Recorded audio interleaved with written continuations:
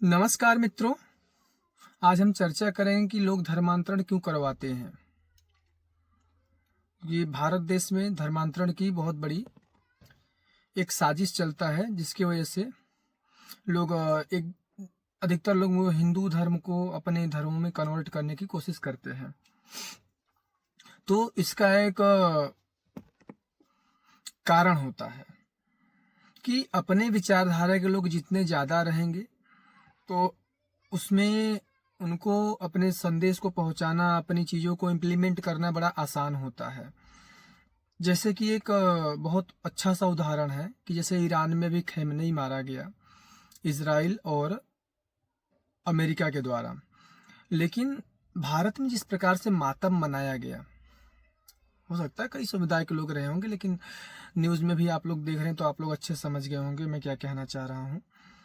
तो आपको क्या लगता है कि कभी ईरान से, अफगानिस्तान से, पाकिस्तान से, बांग्लादेश से या फिर किसी गल्फ कंट्री से भारत का युद्ध होता है तो आपके देश में बैठे जो 25 से 30% लोग हैं, आप क्या उम्मीद लगा रहे हैं कि वो किस तरफ से लड़ेंगे, भारत की तरफ से या फिर कहीं और से? ये सब चीज़ें मैं आप लोगों के ऊपर स्वयं छोड़ दे रहा हूँ। स्वयं सोचिए कि इसका क्या फर्क, क्या प्रभाव पड़ेगा भारत देश के ऊपर और लोग किधर से किधर साथ देंगे।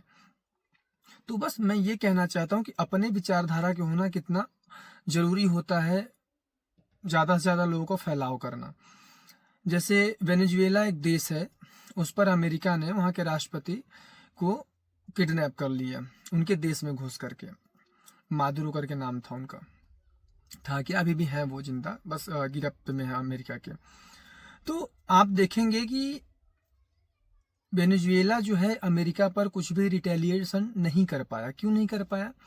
क्योंकि वेनेजुएला में अमेरिकी विचारधारा के लोग बहुत ज़्यादा थे, तो बहुत आसान था वहाँ के सभी चीज़ों पे कब्जा करना। वहाँ के राष्ट्रपति को किडनैप कर लिया, वहाँ देश चलाने वाला कोई है नहीं, तो और कोई वहाँ पर अमेरिका का विरोध भी नहीं किया, क्योंकि वहाँ पर अमेरिका के ही विचारधारा के लोग हैं ज़्यादातर। अब इसी केस में अगर ईरान में देखा जाए तो ईरान में खमेनी के मारे जाने के बावजूद भी ईरान आज भी अमेरिका और इजराइल से लड़ रहा है। तो क्यों लड़ रहा है? क्योंकि ईरान में अभी अमेरिकी विचारधारा का बहुत ज़्यादा प्रचार प्रसार नहीं हो पाया था, इसलिए वो लोग अपनों के लिए लड़ रहे हैं और अपने जो स्वाभिमान होता है, अपने स्वाभिमान के लिए अभी भी लड़ रहे हैं और अमेरिका को एक्सेप्ट नहीं कर रहे हैं। तो बस इतनी सी बात होती है। जो लोग धर्मांतरण पे, जैसे भारत देश बहुत बड़ा है, यहाँ पर कहते हैं कि 140-145 करोड़ लोग रह रहे हैं, जिसमें से 30% लोग एक विशेष समुदाय के लोग रह रहे हैं।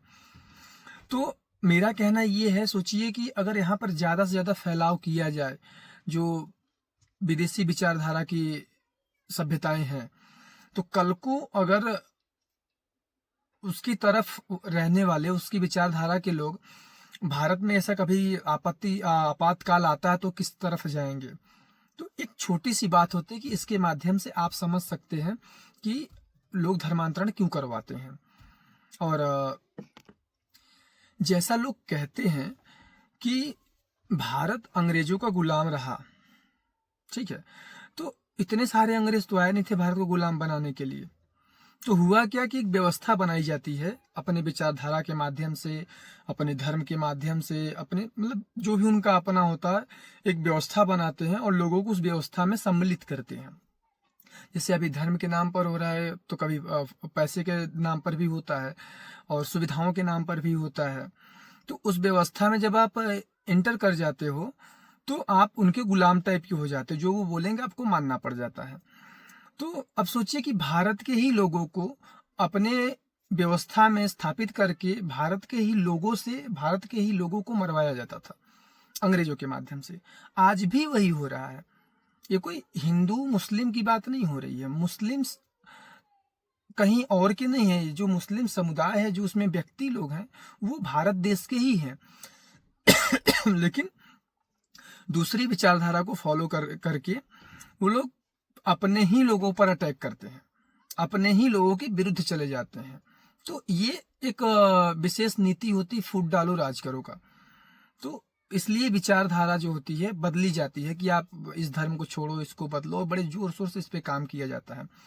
और आज भी सुनने में आता है न्यूज़पेपर में कि धर्मांतरण यहाँ हो रहे हैं, वहाँ हो रहे हैं। तो बस इतनी छोटी सी बात है कहने को, लेकिन ये बहुत बड़ी बात है ये, कि डेमोग्राफी क्यों चेंज की जाती है, ताकि अपने लोगों को वहाँ के प्रशासन में बिठाया जा सके। होंगे आपके ही लोग, आपके ही परिवार के, आपके ही पड़ोस के, आपके ही राज्य के, आपके ही जिला के, आपके ही गांव के लोग होंगे, आपके ही शहर के लोग होंगे, लेकिन सिर्फ विचारधारा बदल दी जाएगी जो वो उनके लिए काम करेंगे। अभी जैसे कि हम एक स्पाई मूवी आई है, बहुत ट्रेंड में चल रही है, आप लोगों को पता होगा, बहुत ट्रेंड में है, बताने की आवश्यकता नहीं मुझे। तो उसमें जैसे दिखाया गया है कि हमें पाकिस्तान में की जासूसी करने के लिए अपने स्पाई को भेजना पड़ता है। ये देखते हैं कितना रिस्की होता है।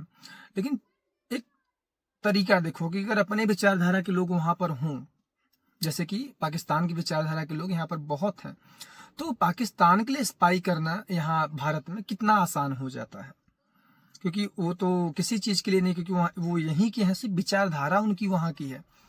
तो कितना फर्क पड़ता है इन सब चीज़ों से कि अपनी विचारधारा को अपने धर्म में लोगों को लेने का। खैर मैं सिर्फ सनातन को ही धर्म मानता हूँ, जो भारतीय परंपरा से जुड़े हुए जितनी भी विचारधाराएं भारत में जन्म ली हैं। हो सकता है कि थोड़ा बहुत बदलाव को, जैसे कुछ हम और मानने लगे, अपनी विचारधारा का अलग बना ले, लेकिन भारतीय विचारधारा एक ऐसी विचारधारा है जिसमें हम दया धर्म की बात करते हैं। बाकी किसी भी अन्य विचारधारा में दया धर्म की बात नहीं की जाती है। वो सिर्फ स्वार्थ की बात करते हैं कि मैं और हमारा, इससे ज़्यादा कुछ भी नहीं। सिर्फ भारत में ही उत्पन्न हुए जितने भी विचारधारा हैं, चाहे वो बौद्ध की बात कर लें, चाहे जैन की बात कर लें, चाहे सिख की बात कर लें, चाहे हिंदू की बात कर लें, यही सिर्फ मानते हैं कि सर्वभौम सुखिनः सर्वो सन्तु निरामया। बाकी और कोई नहीं मानता। बाकी जितनी भी विचारधाराएं हैं जो भारत की धरती पे नहीं पली बड़ी हैं, नहीं यहाँ पर जन्म ली हैं, उनकी विचारधारा में अगर आप देखोगे तो सिर्फ स्वार्थ के अलावा कुछ भी नज़र नहीं आने वाला है।